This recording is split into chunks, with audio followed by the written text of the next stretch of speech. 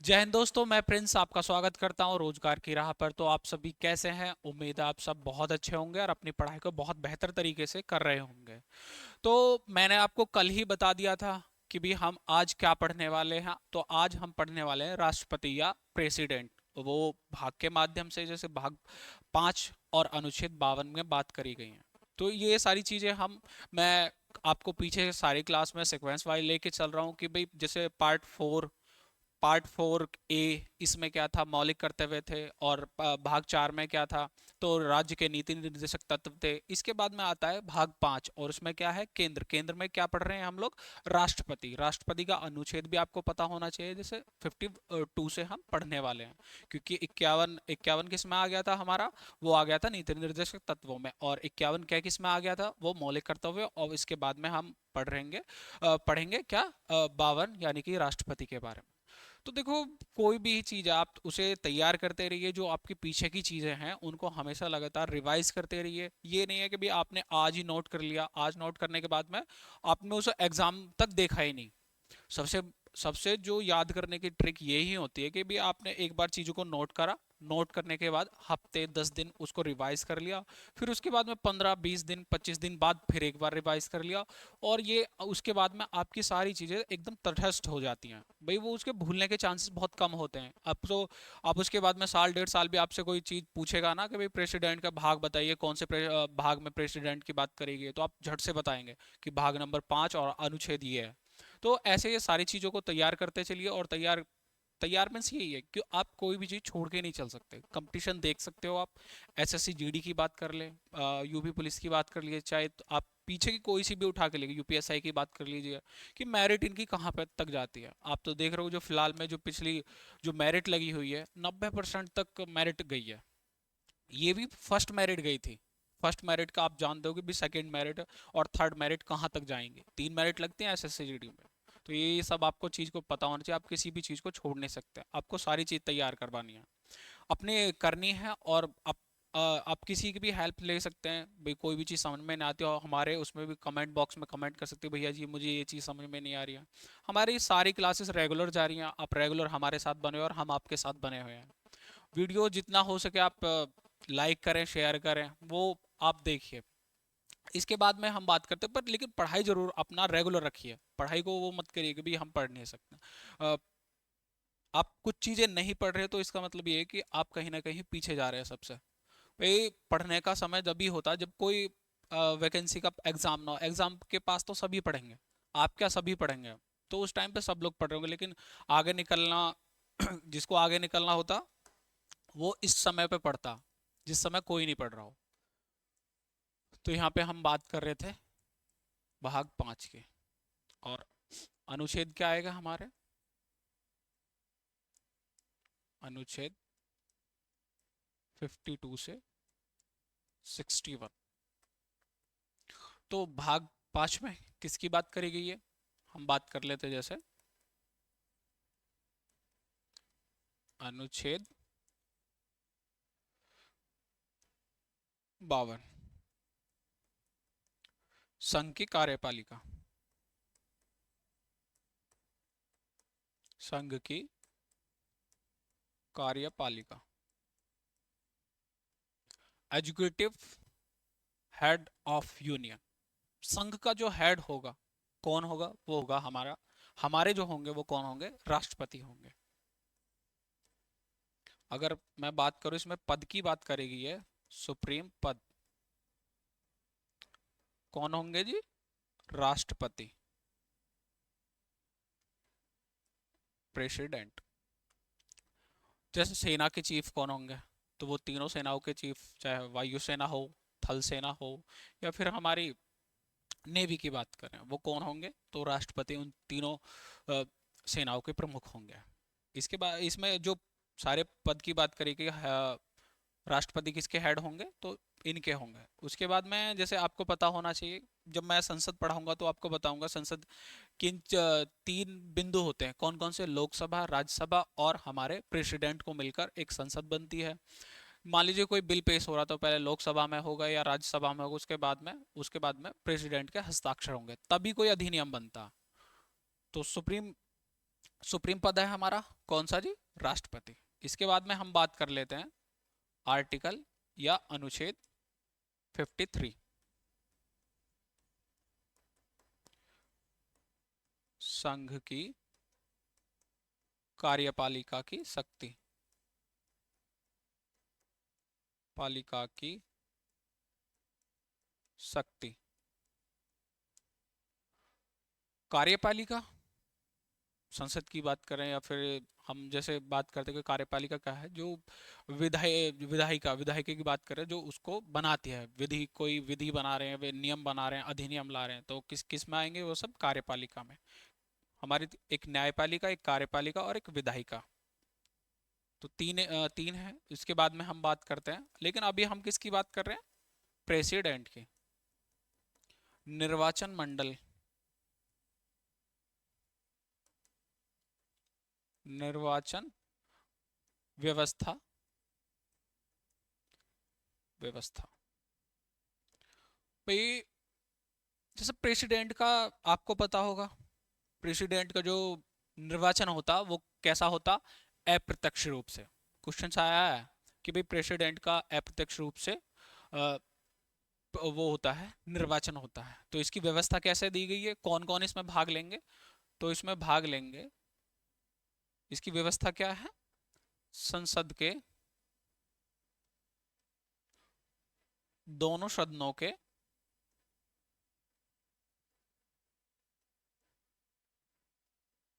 सदनों के निर्वाचित सदस्य,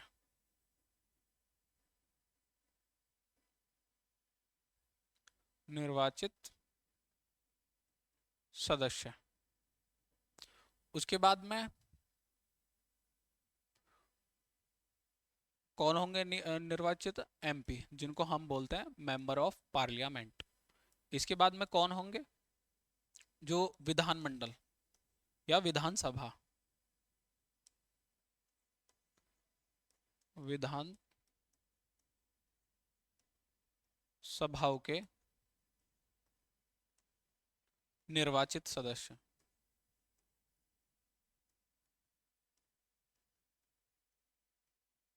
निर्वाचित सदस्य। और कौन कौन से, अगर हम केंद्र शासित में भी भाई विधानसभाएं हैं ना, दिल्ली, पुदुचेरी और कौन सा, जम्मू कश्मीर, तो इनके भी निर्वाचित सदस्य। ये यूटी हो गया, मैं यहाँ लिख देता हूँ यूटी। दिल्ली, जम्मू कश्मीर और पुदुचेरी, इनके निर्वाचित सदस्य। निर्वाचित मैंने आपको बता दिया है। और आपको ये भी मन में आएगा कि भाई नॉमिनेट क्यों? क्योंकि उनको नॉमिनेट इसलिए इसलिए वो नहीं कर सकते, उनको वोट इसलिए नहीं कर सकते क्योंकि भाई वो तो खुद प्रेसिडेंट की नॉमिनेट हुआ, तो वो किसको देंगे वोट? तो वो उसी प्रेसिडेंट को देंगे। तो इसलिए उनको अलग रखा गया है। सिर्फ कौन जो चुने जाएंगे, यानी कि जो प्रेसिडेंट का जो निर्वाचन होगा, तो वो किसके द्वारा चुना जाएगा? सिर्फ निर्वाचित सदस्यों के द्वारा। तो हम बात करें किसके? इसके नामांकन के बारे में मैं बता देता हूँ आपको, नामांकन कैसे भरा जाएगा।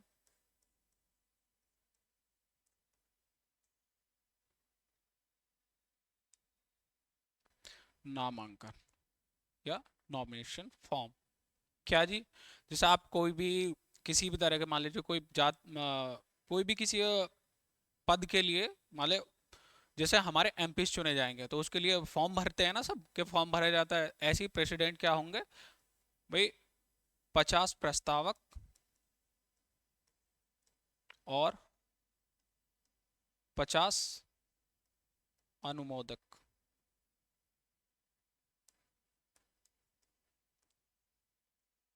ये कौन होने चाहिए? निर्वाचन मंडल के सदस्य, निर्वाचन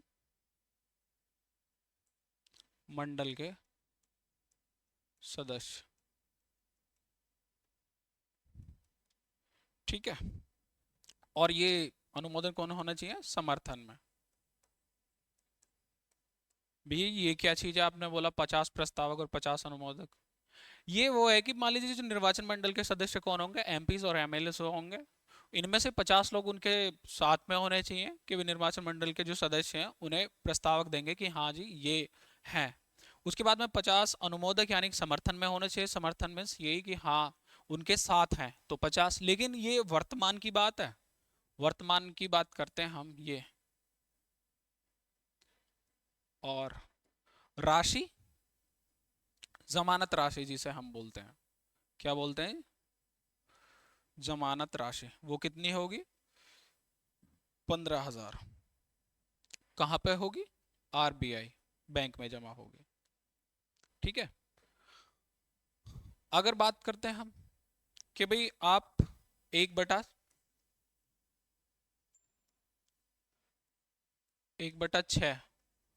मत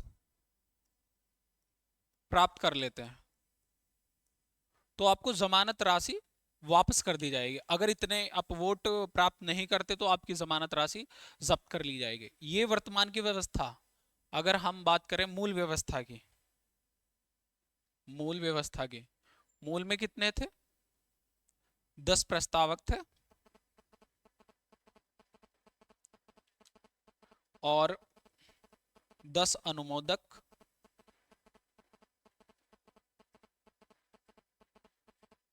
और जमानत राशि कितनी थी? 2500 रुपये। ठीक है। ये चीज आपको पता होना चाहिए नॉलेज के लिए। क्वेश्चंस बन भी सकता है, बन बीतते भी हैं भाई। अगर बड़े बड़े आप एसआई की तैयारी करें तो वहाँ क्वेश्चंस इनमें से देखने को मिलते हैं ज़्यादातर।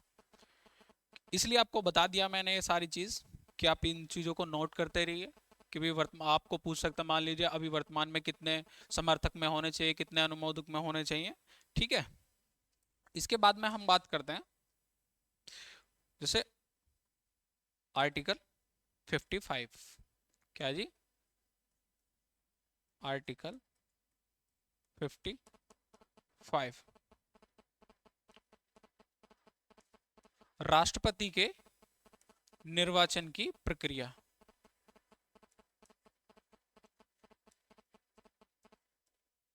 प्रक्रिया क्या है जी? इसमें प्रक्रिया क्या होगी? तो हम यहां बोल सकते हैं एकल, एकल संक्रमणीय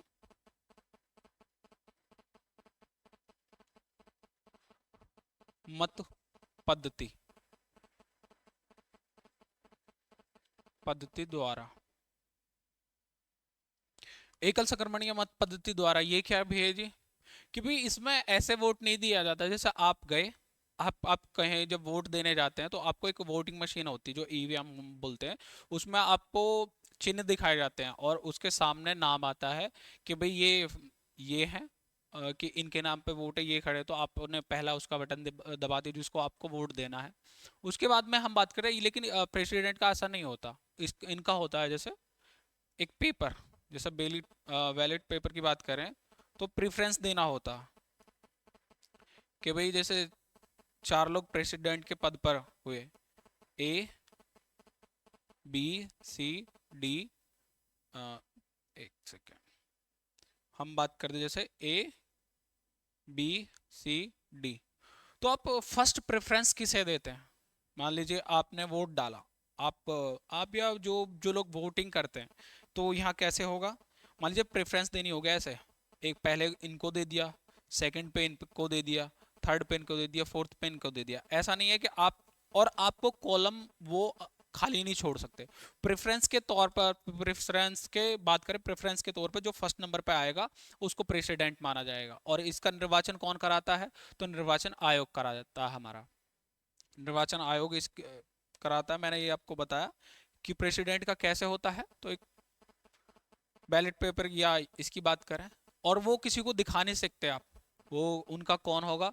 जो सचिव होगा वो रहेंगे यहाँ पे, निर्वाचन सचिव, महासचिव जो होते हैं, तो वो उनके पास में रहेंगे और तब इनका मतदान, गुप्त मतदान होता है। ठीक है। इसके बाद में हम बात करते हैं जैसे प्रेसिडेंट की।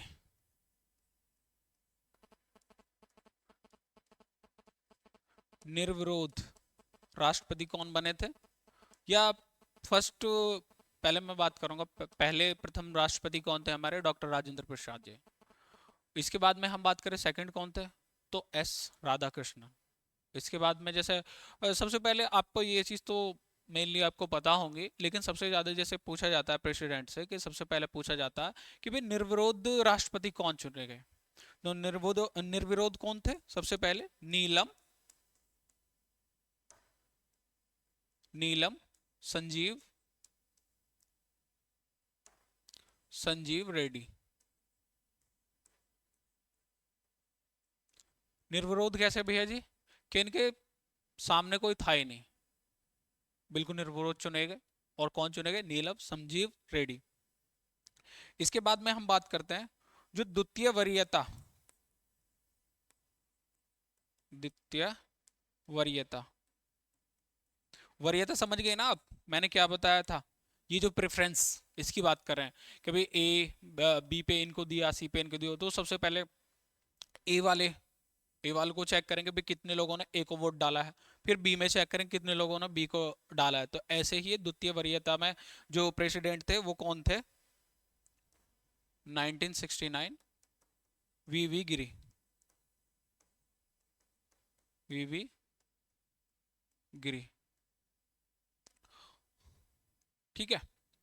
उसके बाद में बात करते हैं, सब एक ये भी है कि भाई ऐसे कौन से राष्ट्रपति हुए हैं जो मुख्य न्यायाधीश होते हुए राष्ट्रपति का पद मतलब राष्ट्रपति भी बने थे। तो प्रथम सीजीआई राष्ट्रपति कौन थे, प्रथम सीजीआई राष्ट्रपति, राष्ट्रपति कौन थे, एस हिदायतुल्ला। ये प्रथम सीजीआई राष्ट्रपति थे। इसके बाद में हम बात करते हैं क्या जी,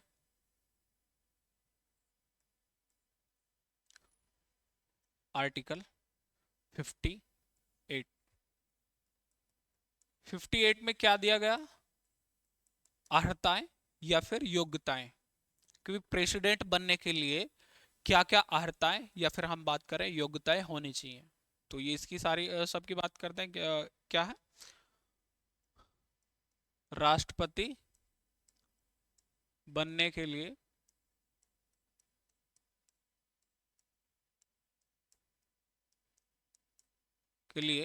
योग्यताएं, योग्यताएं वो किस में दी गई हैं, आर्टिकल 58 में ये बताया गया क्या क्या अर्हताएं या फिर योग्यताएं होंगी। तो हम बात करते हैं पहले, सबसे पहले वह भारत का नागरिक हो,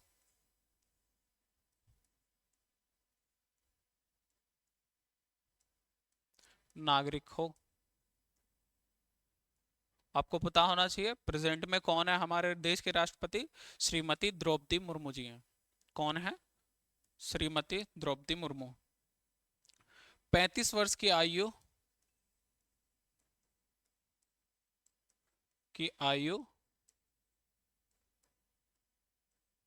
पूर्ण कर चुके हो।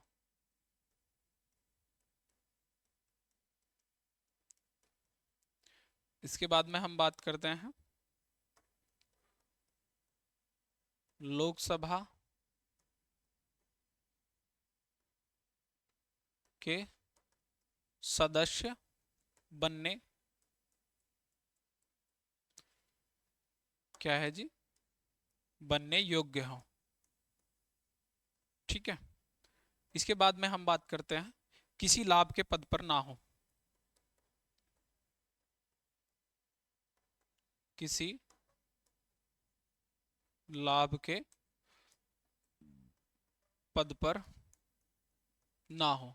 ये लाभ का पद क्या है, लाभ के पद यही है, गवर्नमेंट सर्वेंट।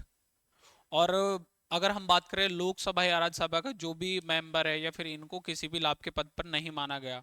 और ये जैसे ये बच्चे एक से 5th क्लास के जो टीचर्स होते हैं इनको भी लाभ के पद पर नहीं माना गया। उससे ऊपर कोई भी है गवर्नमेंट सर्वेंट जो भी हैं जो, तो उनको माना गया कि कैसे मानते हैं लाभ के पद पर, कि कोई सरकारी नौकरी में ना हो, तो उसे क्या माना गया है, लाभ का पद। ठीक है जी। इनकी शपथ की बात कर लेते हैं हम कि भाई इनको शपथ कौन दिलवाता है। शपथ का प्रावधान मैंने आपको बताया होगा प्रस्तावना में कि भाई जो प्रेसिडेंट की शपथ है वो अलग आर्टिकल, तो आर्टिकल आर्टिकल कौन सा होगा इसमें, आर्टिकल 60। और बाकी जो पदाधिकारी हैं, जो उच्च पदाधिकारी हैं, उनकी वे जैसे शपथ की बात करी गई है तो वो उसमें प्रस्तावना में करी गई, कौन सी में, थर्ड में, थर्ड शेड्यूल में हम बात कर रहे हैं। इसके बाद में हम बात करें राष्ट्रपति को जो शपथ दिलवाएंगे वो कौन दिलवाएंगे, मुख्य न्यायाधीश, CJI, chief justice of India, जो हमारे मुख्य न्यायाधीश होंगे। अभी हमारे मुख्य न्यायाधीश कौन है, डी वाई चंद्रचूड़ जी हैं। कौन है, डी वाई चंद्रचूड़। इसके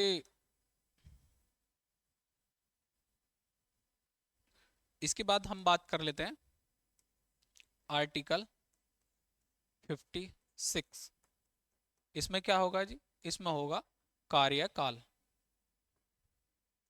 कार्यकाल कि इनकी अवधि कब तक होगी, तो वो कब तक होगी, 5 वर्ष के लिए। कितना होगा जी, 5 5 वर्ष, 5 वर्ष। भाई आपके मन में ये भी नहीं आएगा कि भाई ये 5 वर्ष तक ही रह सकते हैं, उससे पहले भी खाली कर सकते हो, उससे पहले भी आप ये अपना इस्तीफा दे सकते हैं, खाली कर सकते हैं अपने पद को। क्या कर सकते हैं जी, खाली कर सकते हैं अपना पद इस्तीफा देकर, इस्तीफा देकर। इस्तीफा किसको देंगे, तो उपराष्ट्रपति जी को देंगे, किसको देंगे, और उसके बाद में जब ये इस्तीफा दे देंगे तो हमारे जो उपराष्ट्रपति हैं 6 महीने तक इनका कार्यकाल संभालेंगे। उसके बाद में इनके लिए, प्रेसिडेंट के लिए दोबारा चुनाव होगा। और चुनाव होगा तो जैसे कि मैं बात करता हूं, अगर हम बात करें जैसे यूएसए की, भाई हम हमारे जो ब्रिटेन ब्रिटेन में क्या है, उसका राजा, राजा का, राजा तक भी रानी बनते चली जाती है, उन वहाँ के सिर्फ पीएम चुने जाते हैं, मतलब कि पीएम बनते हैं। लेकिन वहाँ का जैसे हमने जो राष्ट्रपति का बात करते हैं तो कहाँ चुना जाता है, जैसे यूएसए की बात कर रहे थे हम। यूएसए में जो होता है, मान लीजिए अगर प्रेसिडेंट किसी कारणवश मृत्यु हो जाती है, इस्तीफा दे देते हैं, तो उनका जो कार्यकाल जो बचता है, तो वहाँ के जो उपराष्ट्रपति होंगे वो कार्यकाल पूरा करेंगे। लेकिन हमारे भारत में ऐसा नहीं है, हमारे भारत में सिर्फ 6 महीने के लिए उस उपराष्ट्रपति पद संभालेंगे और 6 महीने के अंदर ही अंदर वो उनके फिर दोबारा से चुनाव हो जाएंगे। उसके बाद में, इसके बाद में हम बात करते हैं भाई, मैंने आपको बताया कार्यकाल पद खाली कर से इस्तीफा देकर कर सकते हैं, किसी कारणवश मृत्यु हो सकती है तब पद खाली हो सकता है। उसके बाद में इनको हटाया जा सकता है, जैसे महाभियोग, महाभियोग के द्वारा,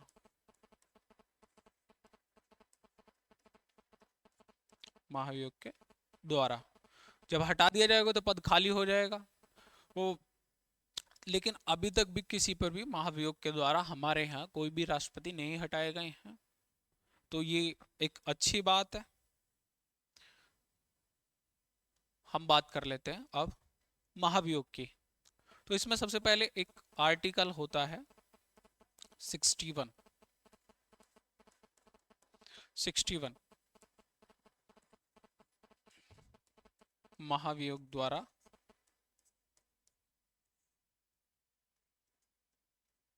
हटाया जाना।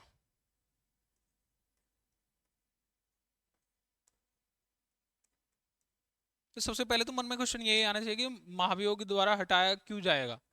मान लीजिए किसी जैसे कानून के उल्लंघन कर देते हैं, या संविधान के अकॉर्डिंग नहीं चल रहे, कोई काम नहीं कर रहे, तो इन्हें महाभियोग इन पर लगाया जा सकता।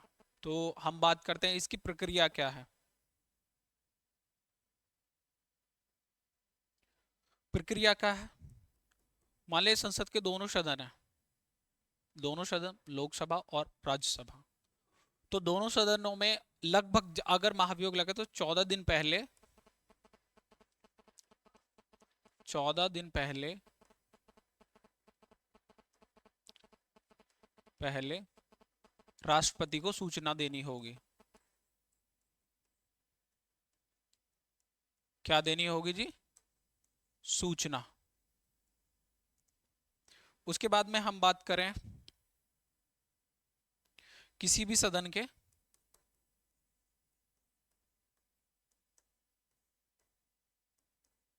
किसी भी सदन में पेश कर सकते हैं, लोकसभा में कर सकते हैं, राज्यसभा में भी कर सकते हैं। उसके बाद में उसके बाद में जो इनका मान लीजिए पहले लोकसभा में हो जाता है तो राज्यसभा जो होगी इनके इनके बचाव का कार्य करेगी। इनके लिए क्या होगी भाई, किसी भी सदन में 1/4 सदस्य हस्ताक्षर कर हस्ताक्षर कर देते हैं।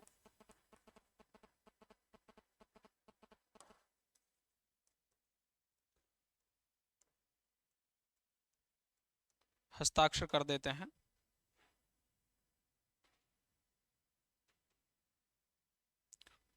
और उसके बाद में सदन के जो अध्यक्ष होंगे, कोई भी सदन की सभा, लोकसभा और राज्यसभा, सदन के जो अध्यक्ष होंगे, अध्यक्ष क्या कराएंगे, वोटिंग कराएंगे। अध्यक्ष क्या कराएंगे जी, वोटिंग। वोटिंग वोटिंग में कितना, अगर 2/3 बहुमत की बात करते हैं हम, 2/3 2/3 बहुमत बहुमत मिल जाता है। उसके बाद में भाई इतने लोगों ने बहुमत दे दिया, 2/3 लोगों ने, जो वहां के सदस्य हैं, चाहे लोकसभा हो या राज्यसभा हो, तो उससे फिर उस सदन से पास माना जाएगा कि ये बिल पास हो गया, पास हो गया। ठीक है। अब नेक्स्ट आते आता है क्या, जैसे मान लीजिए लोकसभा है तो उसके बाद में द्वितीय सदन कौन सा होगा,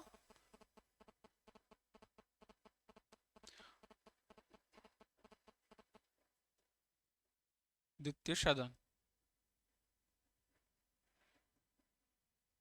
वो कौन सा होगा, जांच सदन। जांच सदन, इसमें प्रेसिडेंट खुद भी आ सकते हैं, अपने द्वारा वकील भी कर सकते हैं, वकील को भी भेज सकते हैं। तो यहाँ जांच सदन होगा। तो जांच सदन मैंने आपको बताया, क्या बताया जी, इसमें खुद भी आ सकते हैं और अपने द्वारा वकील को भी। तो यहाँ जैसे टोटल मेंबर का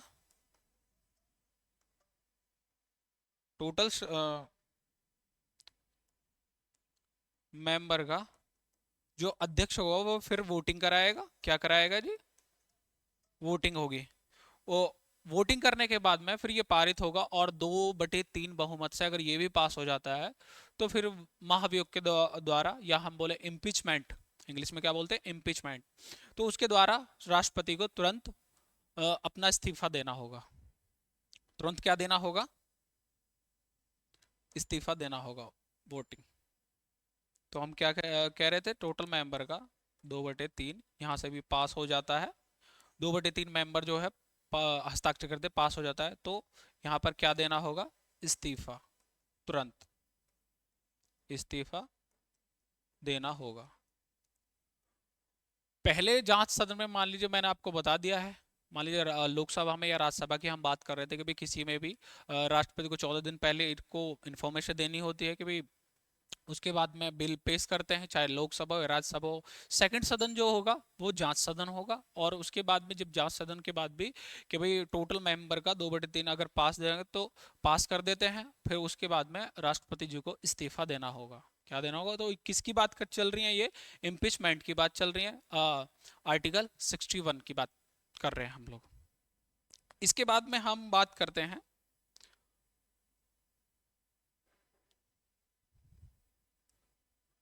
इसके बाद में हम लोग अब नेक्स्ट क्लास में कर रहे होंगे, क्योंकि भाई टाइम बहुत ज़्यादा हो जाता है, ये नहीं कि भाई आप बहुत कुछ पढ़ते रहो, बहुत सारी चीज़ें हैं प्रेसिडेंट में जो करेंगे हम कल नेक्स्ट नेक्स्ट क्लास में होंगे। तो हमारा जो टॉपिक होगा, हम कल कहाँ से शुरू करेंगे, राष्ट्रपति की शक्तियाँ क्या है जी, राष्ट्रपति जी की शक्तियाँ, विधायी शक्तियाँ हैं, जैसे बात करते हैं विधायक शक्ति में क्या क्या आता है, कोई अधिनियम बनता है, तो इनके हस्ताक्षर के बिना वह अधिनियम में नहीं बन सकता। आर्टिकल 72 72 की बात करें, इन्हें मृत्यु का क्षमादान करने का अधिकार होता है। इसके बाद में बात करते हैं संयुक्त बैठक बुलाने का अधिकार होता है। और आकस्मिक निधि की आर्टिकल 266 के इनके पास में होती है, जो ये कभी भी ऐसे सरकार को निकाल के दे सकते, कोई बाढ़ पीड़ित या कुछ ऐसी आपदा आ जाती है तो ये भी सारी चीज़ें इनके पास में आपातकालीन शक्तियाँ जो होती हैं, आर्टिकल 352 356 360, ये आपातकालीन शक्तियाँ होती हैं, इनके बारे में हम सब कुछ बात कर रहे होंगे। वो हम कल नेक्स्ट वीडियो में करेंगे, क्योंकि अगर मैं आज ही कर दूँ बहुत लंबा टॉपिक हो जाएगा, सारा खिच पिच हो जाता है, तो वो चीज़ें नहीं करनी है। बड़े प्यार से बड़ी अच्छे तरीके से हम सारी चीज़ों को समझ कर चलेंगे और अच्छे से अपनी क्लासेस को ऐसे ही करते रहेंगे। तो चलिए मिलते हैं हम कल नेक्स्ट वीडियो में। धन्यवाद दोस्तों।